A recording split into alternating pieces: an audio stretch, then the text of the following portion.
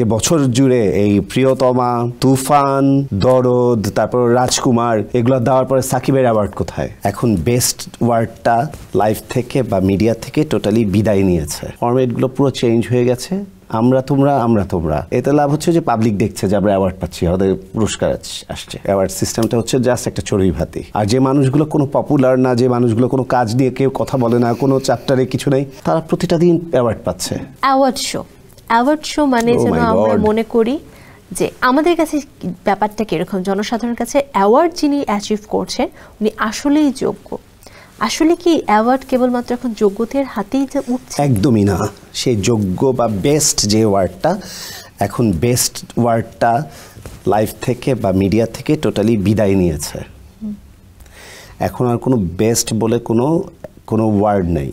ওকে, যদি তুমি বলো যে এক বাক্যে অ্যাওয়ার্ড কাকে দেয়? অ্যাওয়ার্ড দেয় হচ্ছে হলো সারা বছর জুড়ে যারা কাজ করে তার মধ্যে 5 জন নমিনেশন পাবে, সেখান থেকে একজন বেস্ট হবে, সে অ্যাওয়ার্ড পাবে। হয়তোবা সে পাবলিক ভোটে অথবা জুরি বোর্ডের মনোনয়নে। এই তো বিষয়টা। সে ফর্মুলাগুলো বা সে ফরম্যাটগুলো নেই। ফরম্যাটগুলো পুরো চেঞ্জ হয়ে গেছে। আমরা তোমরা, আমরা তোমরা, মানে আমি আর তুমি মিলে যদি অ্যাওয়ার্ড করি, আমরা আমাদেরকে দিচ্ছি, আমি তোমাকে দিচ্ছি, তুমি আমাকে দিচ্ছ। এতে লাভ কি? হ্যাঁ, এতে লাভ হচ্ছে যে পাবলিক দেখছে যে আমরা অ্যাওয়ার্ড পাচ্ছি, আমাদের পুরস্কার আসছে। আমাদের শুধু শো অফ যে অ্যাওয়ার্ডগুলো হচ্ছে হলো, আমাদের কিন্তু কোনো কাজের আপগ্রেড নাই, কোনো কাজের উন্নতি নাই, কোনো কাজের কোনো ভালো কাজের কোনো সারা বছরও কিছু দেখা যায়নি, কিন্তু শুধু অ্যাওয়ার্ড প্রোগ্রামগুলোতে তাদের দেখা যায়। এবং তারা মনে করো আমরা 4-5 মিলে, তুমি একটু একটা চড়ুইভাতি করব, তুমি আনলা একটু চাল, আমি আনলাম একটু নারকেল, আরেকজন আনলো একটু গুড়, আরেকজন আনলো একটু বাদ বাকি যাই, যে লাকড়ি আনলো বা চুলা আনলো, এগুলো আনলো, আমরা সব বন্ধুরা মিলে ওই মাটির চুলায় হয়তোবা ওই যে থাকে না পিঠা বানাচ্ছি, পিঠা বানানোর পর আমরা খাচ্ছি। অ্যাওয়ার্ড সিস্টেমটা হচ্ছে জাস্ট একটা চড়ুই ভাতি। আমি তোমার আমরা কয়েকজন মিলে করছি, আমরাই আমাদেরকে কোরিওগ্রাফার, ব্র্যান্ড প্রমোটার, অমুক তমুক। আমি কি বলে, আমি অবাক হয়ে যাই যে মানে এরা কারা, কেন এই ক্যাটাগরিগুলো কেন অ্যাওয়ার্ড প্রোগ্রামে থাকবে, বা এই ক্যাটাগরিগুলো কোথা থেকে আসে?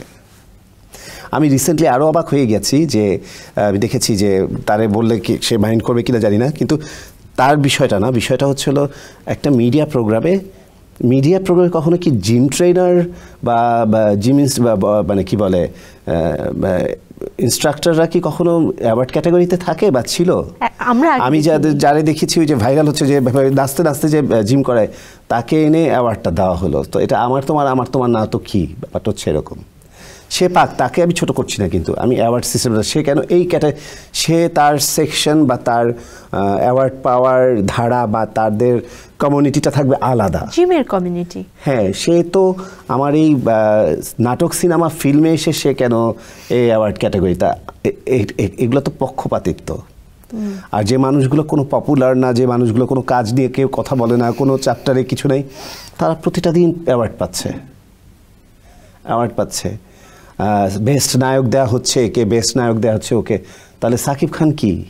আমার আজকে এখানে প্রশ্ন, তাহলে যে বছর জুড়ে এই প্রিয়তমা, তারপর তুফান, দরদ, তারপর রাজকুমার এগুলো দেওয়ার পরে সাকিবের অ্যাওয়ার্ড কোথায়? সে প্রেজেন্ট হচ্ছে না বলে অন্য মানুষ এসে বেস্ট অ্যাক্টর অ্যাওয়ার্ড দিবে? তুমি আজকে একটা নায়িকাকে রিচ করতে পারতেছো না দেখে এখন তুমি ডিগ্রেডের একটা নায়িকাকে বেস্ট অ্যাক্ট্রেস দিবা? 5টা মডেলকে এনে 5 জন কি কখনো কি 5টা মডেল কখনো বেস্ট মডেল হয়? 5টা মডেলকে বেস্ট মডেল অ্যাওয়ার্ড দেওয়া হচ্ছে।